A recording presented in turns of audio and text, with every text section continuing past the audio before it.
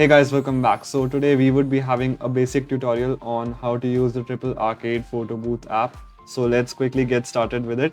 Firstly, you have to open your folder in which there are the files of the photo booth, and then you have to click on this exe file. Just wait for some time so that it can run some commands, and then you will get a screen just like this. You have to click the start button here to activate the app, and the app should run in your default browser, which in my case would be Google Chrome. And yeah, you can see that it has been run on localhost. The first thing you have to do here is press F11 on your keyboard to get an immersive view of the app. And this is the home screen of the app. This is the main button from which you can start taking photos. So I'll click on it. And here you have to select your layout in which you need the print of the photo. And let's select 2 cut for this example. And now you have to click on continue.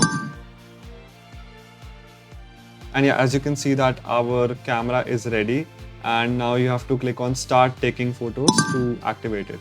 So the timer has started, and let's give it a pause. Say cheese. So yeah, one photo has been taken now, and for the next photo the timer will automatically start again. Say cheese. So yeah, both our photos have now been taken. Let's click on continue. Now we have to select a filter. So there are 6 options here. I'll quickly go through each of them. So I like the vibrant one. So I'll click on continue. Now you have to select a frame for your photo. There are multiple options here. I find all of them pretty good. And for now, I'll just select this one. Now let's click on the continue button. Here you can also choose a sticker, so that's pretty cool. This goes on with the theme, so you can also resize it, by the way. And we can also choose multiple stickers, so that's a pretty good thing. And now let's click on continue.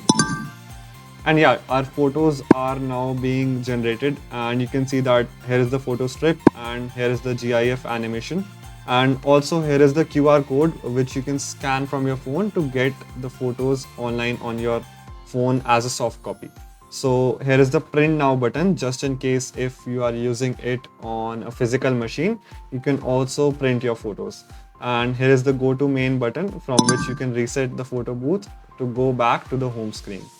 So that was it for the tutorial, and I'll see you in the next video.